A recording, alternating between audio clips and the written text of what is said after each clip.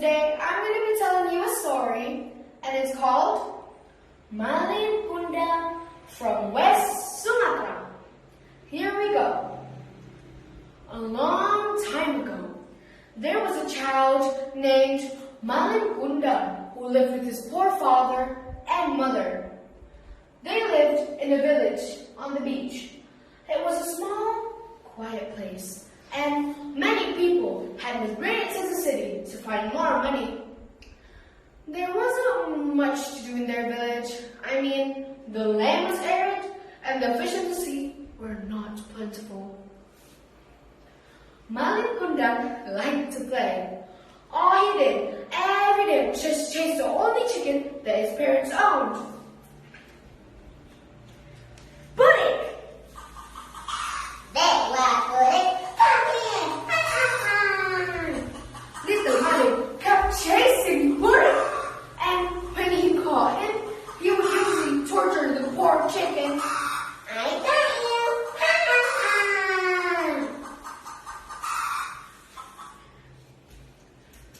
One day, Maling's father wanted to go abroad, and he said that the neighboring country is prosperous, and making money there was very easy. Maling's father immediately boarded the ship with the other residents who wanted to migrate. I'm leaving, Maling! Yes, Dad. And so, Maling and his mother had to stay in the poor village. Day after day went by with no word or news from Maling's father. Maling's mother also had to work very hard to meet their daily needs. Come on, let's buy it, yelled Maling's mother while selling her fruits. Meanwhile, Maling was still chasing Purik. One day, when Maling tried to catch Purik, he suddenly tripped over a stone and fell very hard. His arm was scratched by the sharp stone and started bleeding. His mother immediately treated his wound with great affection. She tended Maling. Maling, this wound will heal, but the scar will remain. Oh no. Days became months, months became years, and years passed quickly. Unnoticed, Maling was now a very handsome and strong young man. He began to get bored of this quiet and poor village. He wanted to travel just like his father. I will sail the sea just like my father, he said.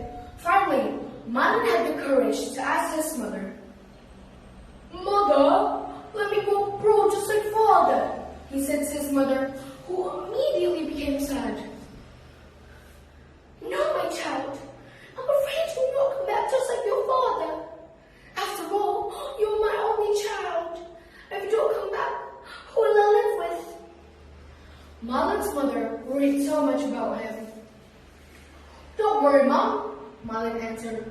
I promise I'll be back, and if I do, I'll be a rich man, and you can come live with me. Finally, nothing could be done by Maling's mother. Maling Kundang insisted on leaving. Later that day, Maling Kundang sneaked onto the ship and hid in a wooden chest. The ship sailed, but in the middle of the sea, pirates came and hijacked the ship. The ship's crew were killed by the pirates. They seized all scheduled items on board. The ship was abandoned at the sea. We're under attack! We're under attack! Send help! Luckily, Maling Kundang survived because he hid in a wooden chest. But when he came out of hiding, the ship was stranded on the beach. Luckily, there was a lush and rich village near the beach. The port was large and crowded. Maling Kundang smiled, even though his body felt exhausted and weak. Here I can try my luck, He said, Malang Bunda worked hard day and night. The only thing on his mind was to be rich. Because of his determination and hard work, Malang Bunda became a very rich man. He had a large ship with over 100 crew. I'm rich! I'm rich! He said, while happily counting his money.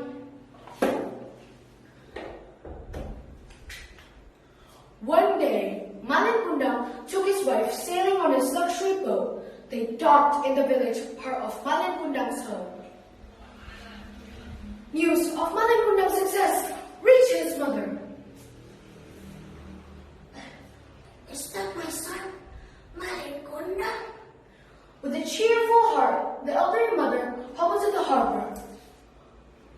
That is my son, Malang Bunda. Thought Malang's mother when she saw Malang and his wife get off his ship. Malang, you came home, son? Said Malang's mother, trying to reach her son. Malang Bunda's wife saw an old woman who were chasing at them, running, shouting. Her clothes were old and worn out, and so she asked her husband, Honey, who is she? is she a real mother? Malang Bunda was nervous. He didn't want his wife to find out that he came from a poor family. And so he answered his wife, I don't know, honey. Maybe just Rebecca asking for alms. Malang Bunda's mother heard his words. She was deeply hurt. How can you not know me, my son? I'm your mother. I raised you. Malang Bunda became angry and said, my mother is so dead. Don't lie to me, old beggar. Malang Bunda's mother started to cry. And with a sad voice she said, I'm sure you're Malang Bunda. Look, the scar on your arm. It's only my son, Malang Bunda. What is that scar? Malang Bunda became even madder, and so he told his bodyguards to take away his mother, who was sobbing. With a painful heart, the elderly mother prayed to Allah.